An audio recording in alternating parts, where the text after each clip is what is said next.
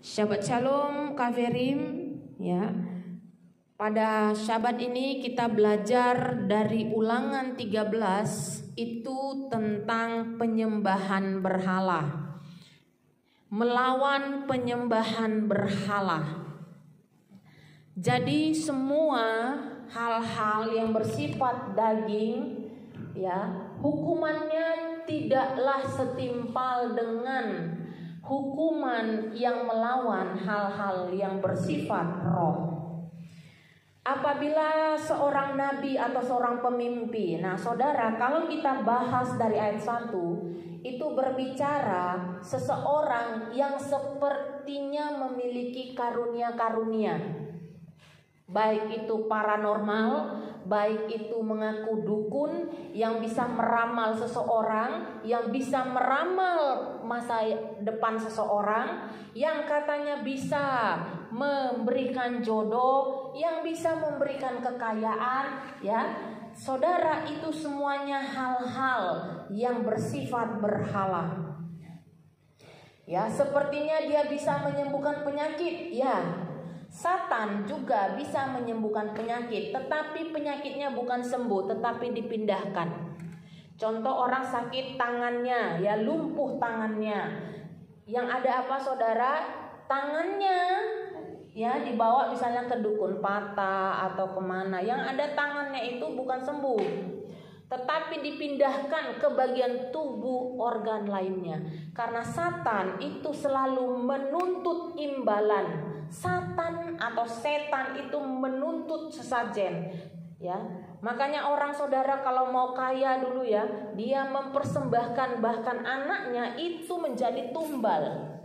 Kenapa? Karena itu pekerjaan setan. Tumbal itu adalah tameng, seperti sesajen atau seperti hadiah yang dikasih sama dukunnya tadi. Ada orang mau pintar, ada orang mau kaya, ya.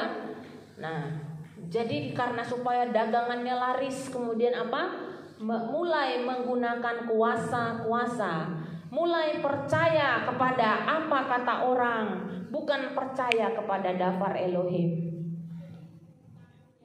Di sini saudara, firman Elohim berkata apa?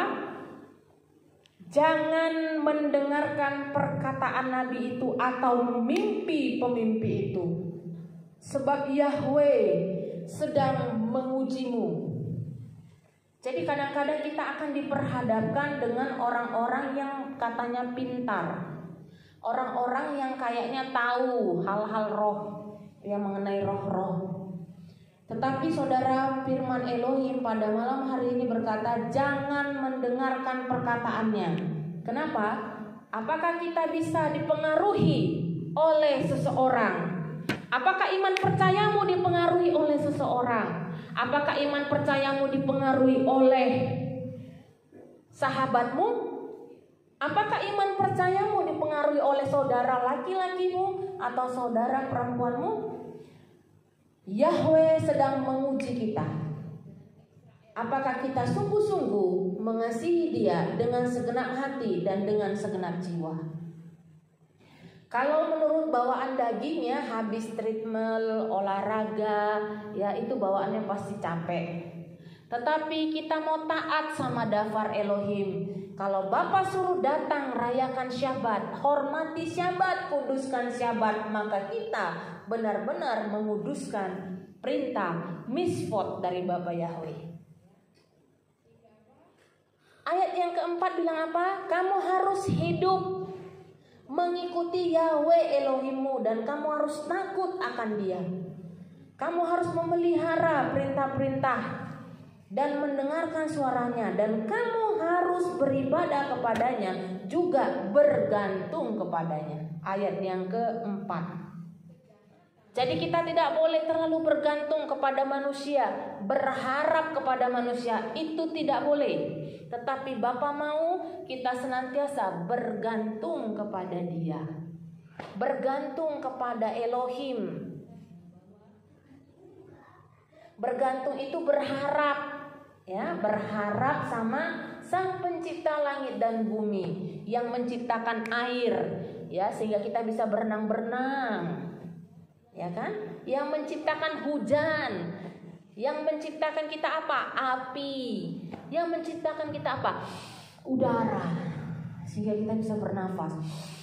Ya, kita bernafas karena apa? Udara ya yang kita hirup. Itu siapa yang berikan? Itu Bapa Yahweh. Ya, kita harus beribadah kepadanya dan bergantung kepadanya. Ya, ayat yang kelima berkata, nabi atau pemimpi yang bermimpi itu haruslah dihukum mati.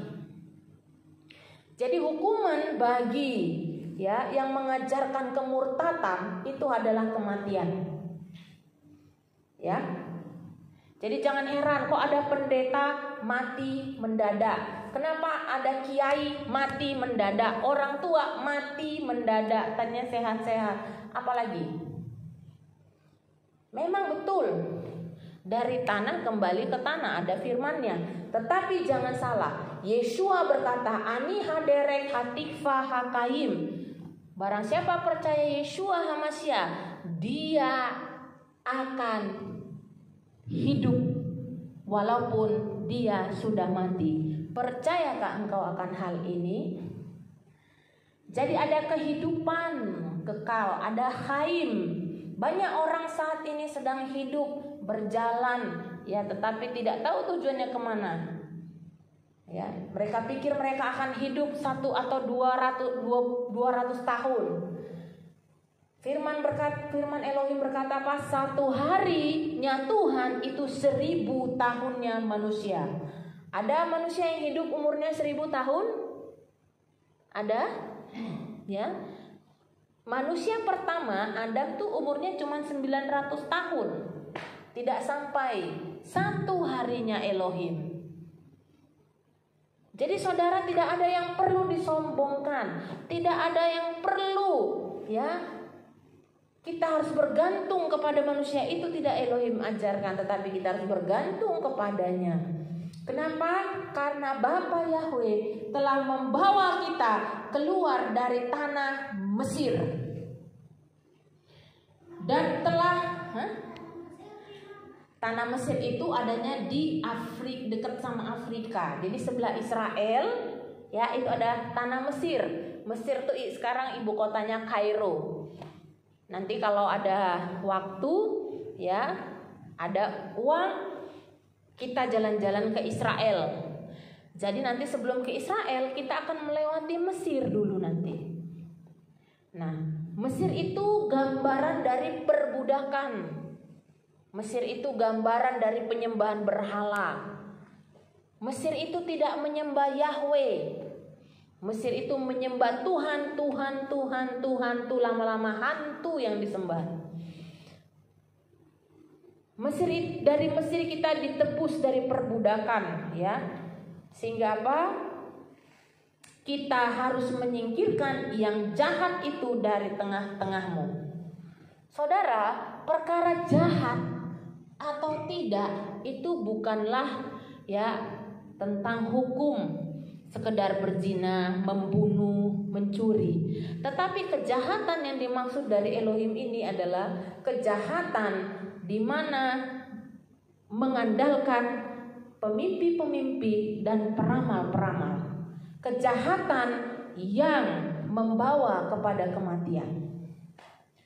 Saya tidak bosan-bosannya mengajarkannya bahwa perempuan yang berzina, ya, tidur dengan suami orang, itu diampuni dosanya oleh Yeshua HaMashiach. Ya, Daud, ya, yang merencanakan pembunuhan terhadap seorang suami daripada Betsheba, namanya Uria, dia masih diberi kesempatan sama Bapa Yahweh. Tetapi kalau orang yang main-main dengan ibadah, yang tidak percaya kepada Elohim Yahweh, tapi percayanya kepada peramal-peramal, dukun-dukun, ya, itu hukumannya adalah kematian. Ya, mati itu ada mati secara roh, nggak bernafas lagi. Tetapi ada yang mati secara jasmani, mati dikubur, nggak ada lagi nafasnya. Ya kan, kayak opungnya kan mati kan, udah nggak ada lagi di bumi. Gitu loh, udah berpisah selama-lamanya.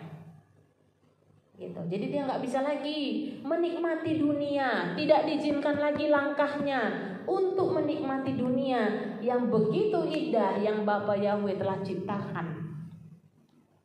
Tidak ada lagi kesempatan diberi Bapa untuk menikmati danau yang ada di Galilea, danau yang ada di Tenerife, danau yang ada di Switzerland, danau yang ada di mana-mana. Itu tidak diizinkan Bapa dinikmati orang-orang yang tidak percaya kepada Dia, yang tidak percaya dan bergantung kepada Elohim Yahweh.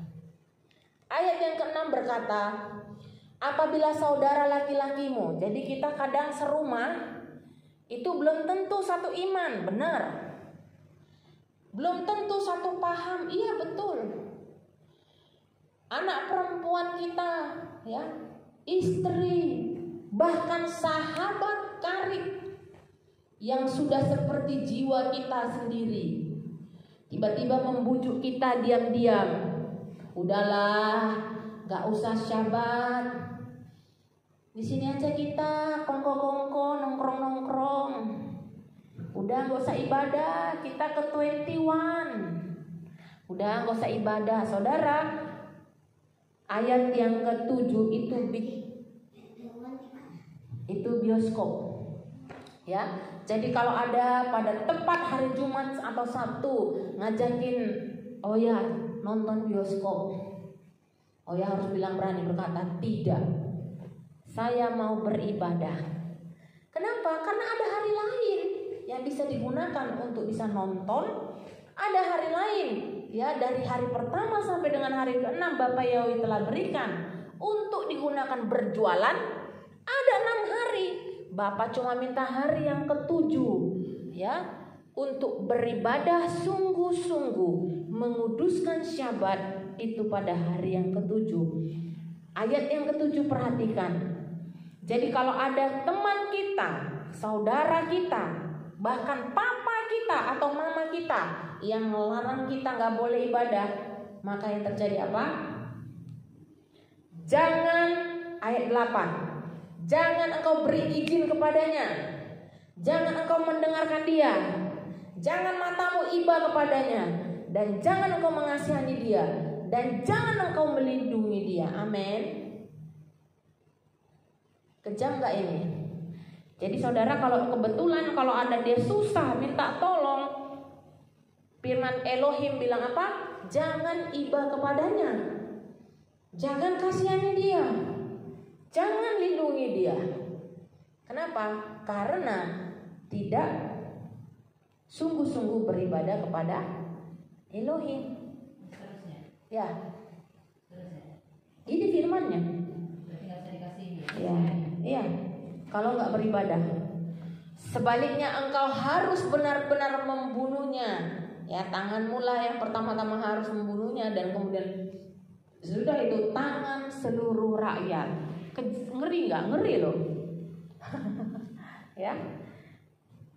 Ayat yang ke-10, engkau harus merajamnya dengan batu sampai dia mati, karena dia berusaha menyesatkan engkau dari Yahweh Elohimmu. Perhatikan baik-baik. Kata menyesatkan, ya, di sini, ya, berusaha menyesatkan supaya jangan beribadah, itu hal yang hukumannya adalah mati. Ya. Mati ini bukan hanya bicara mati secara fisik, mati secara roh juga bisa. Jadi hidup itu kayak zombie, ya, sekadar bernafas, bekerja, punya anak besarkan. Jadi semuanya seperti rutinitas. Ya, rohnya mati. Dan kematian yang kedua itu bicara apa? Rohnya mati plus jasmaninya mati. Nih tubuh kita, ada kepala, tangan, kaki, ya. Jadi kalau kita mau benar-benar hidup, ya, maka kita harus memeriksa, menyelidiki, menanyakan. Jadi tidak semua teman itu baik. Tidak semua sahabat itu membawa kita dekat sama Bapa. Tidak semua. Maka engkau harus sungguh-sungguh. Di ayat 15, Bapa suruh kita sungguh-sungguh menghantam mereka. Tumpas. Wah, ini kejam saudara sebenarnya ya. Tetapi kita bilang apa? Wah, itu urusan dia lah ya sama penciptanya. Kadang kita bilang gitu ya. Tetapi di sini Tuhan suruh kita apa? Tumpas. Artinya apa? Ya kita harus tegas. Kita harus benar-benar kasih ketegasan. Ya. Kemudian di sini juga Elohim nggak masalah kalau kita menjarah, ya, nggak mengasihani dia, itu nggak dosa sama kita. Gitu loh. Kenapa? Tetapi kalau orang yang sungguh-sungguh beribadah kepada Elohim, maka ayat yang ke-17 berkata, nah, jangan ada satupun dari barang bakti itu melekat di tanganmu. Artinya apa? Jangan sentuh barang-barang yang mengandung penyembahan berhala. Benda-benda yang dianggap keramat itu harus dibakar. Contoh ada guci, keramik ya. Itu orang suka yang koleksi keramik-keramik itu nggak tahu keramik itu ada isinya. Satan suka berjalan di sana. Coba perhatikan di rumah kita, apakah ada barang-barang bakti? Ya, sepertinya oleh-oleh. Contoh kayak patung nih, cantik kan? Ya, kayaknya cantik nih. Ya kan, gambar-gambar dewi, gambar-gambar apa dikasih sama kita. Secara jasmani kita nggak tahu kan, kita pikir itu gift shop yang kita dapat dari gift shop. Ya, oleh-oleh dari toko, ya kan? Rupanya mengandung spirit, mengandung roh. Ya. Jadi apa artinya? Kalau di rumah kita ada barang-barang seperti ini, maka ini akan membuat Bapa murka, kemudian Bapa menahan.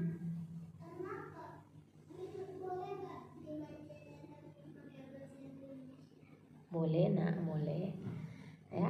Coba dilihat ayat yang ke-17. Nah, di situ berkata supaya Yahweh berbalik dari nyala murkanya. Jadi dia itu adalah Tuhan yang cemburu. Ya, jadi jangan ada memuja hidup kita itu jangan terlalu memuja sesuatu atau seseorang melebihi kita memuja Bapa Yahweh. Ya, kita harus memuja dia, berharap sama dia, dan ya memuji, menggandrungi gitu, mengidolakan gitu loh, menyenangi, menggemari gitu. Ya, jadi jangan ada ya contoh orang lebih memilih nonton sinetron daripada baca firman. Nah, itu udah salah. Menurut Daftar Elohim apa yang terjadi? Ya, kalau kita manusia ya baca firman dulu. Ya, penting belajar penting, tapi jauh lebih penting belajar Daftar Elohim. Belajar firman Tuhan, sungguh-sungguh belajar firman Tuhan. Ya, supaya apa? Manusia itu tidak terlepas dari yang namanya satu apa? Ceroboh. Manusia itu tidak lepas dari yang namanya kelemahan. Manusia itu tidak terlepas dari namanya pelanggaran. Nah, supaya setiap pelanggaran, kelemahan, dosa kita itu membuat Bapa berbalik mengasihani kita. Ayat 17 coba dibaca. Kemudian Bapa berbalik merahmati kita, dan Bapa membuat kita menjadi bertambah banyak, ya. Maka kita harus menumpas hal-hal yang pemujaannya bukan kepada Bapa Yahweh. Amin. Maka ayat 18 berkata, apabila engkau mendengarkan suara Yahweh Elohimmu. Jadi itu akan berbicara di batin kita, di nurani kita. Seringkali orang mendengarkan itu tidak mengesampingkan hati nurani, ya. Jadi lebih memilih hidup di dalam kekerasan, hidup di dalam kesombongan, keangkuhan, ya. Padahal sombong itu adalah orang yang kitab suci bilang sombong itu adalah orang yang tidak mau mendengar. Salah satunya apa? Mendengar daftar Elohim. Kemudian sombong itu juga apa? Kalau kita tidak memelihara, ya, kita tidak memelihara perintah-perintah Bapa. Kenapa kita pakai sit-sit? Karena memang perintah Bapa. Jumbai itu bicara jumbai, sit-sit itu perintah Bapa. Kenapa kita membaca firman, membaca Torah itu perintah Elohim. Ngerti atau tidak mengerti? Ngerti atau belum mengerti?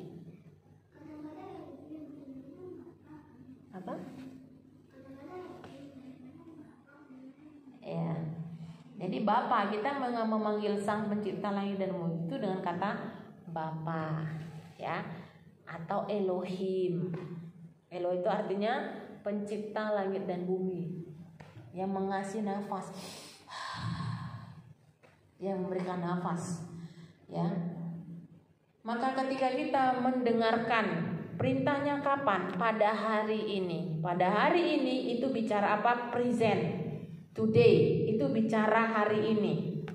Kalau kita mendengarkan perintah Elohim pada hari ini, maka Dia yang telah bersumpah, satu, Bapa akan mengasihi kita, akan senantiasa berbelas kasihan kepada kita, akan senantiasa merahmati kita, dan akan membuat kita bertambah banyak.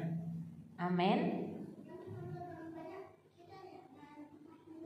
Ya, kita akan makin, ya, 1, 2, 3, 4, 5, makin banyak. Ya kan, makin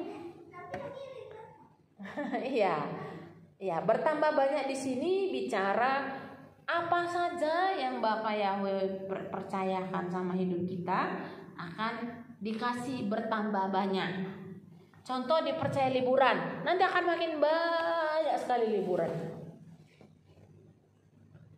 Dikasih kepintaran, nanti akan bertambah terus kepintarannya dan kecerdasannya. Ya, dikasih kesehatan, maka akan terus sehat dan sehat.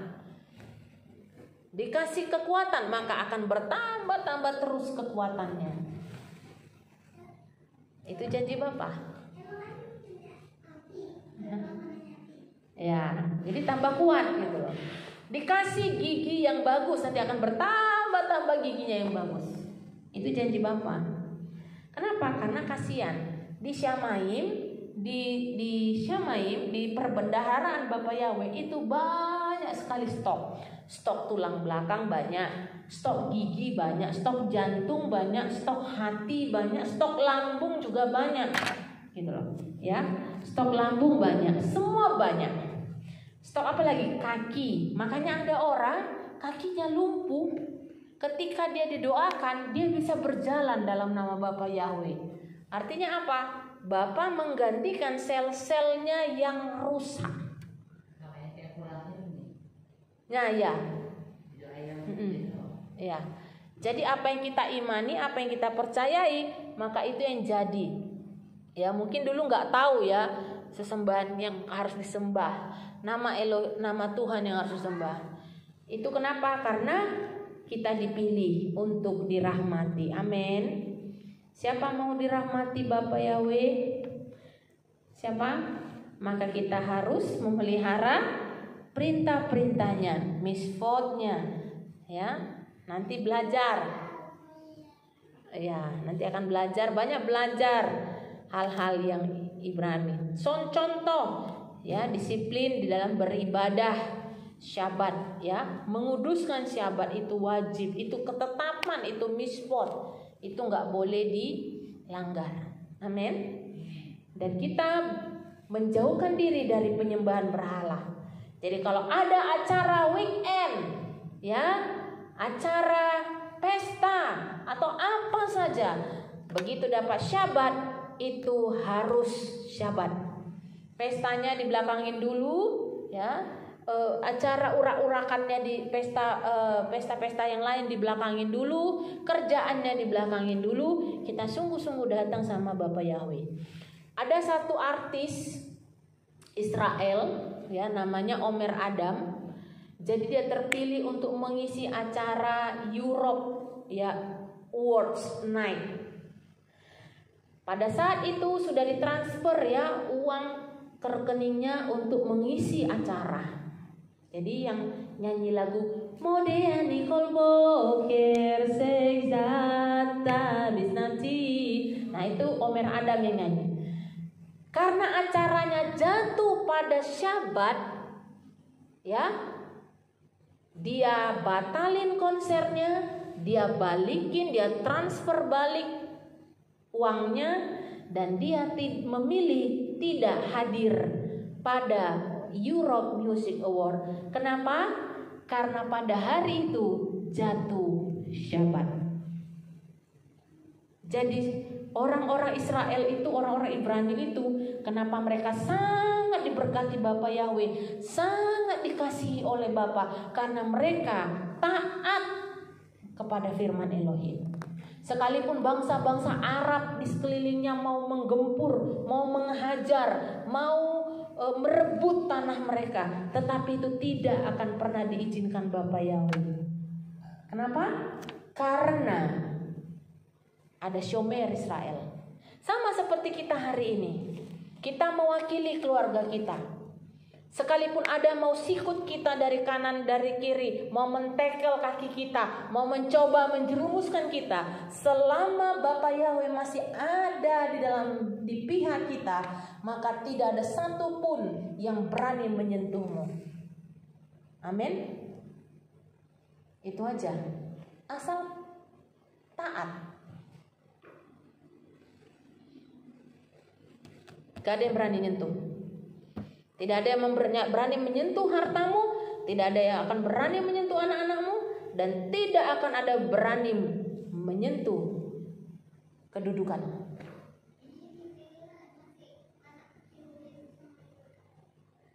Amin. Kita berdoa supaya kita taat. Taat itu artinya tunduk kepada perintahnya. Amin. Kita sungguh-sungguh berbakti dan mengandalkan Bapa Yahweh di dalam kehidupan kita. Amin. Ya, mau lagi senang-senang, mau lagi berduka, mau lagi kesulitan, mau lagi berkelimpahan, apapun situasinya, hu aserlo kasat et bloselo. Tidak ada satu kuasa pun yang akan memisahkan kita dari kasih Bapa Yahweh. Amin. Mari kita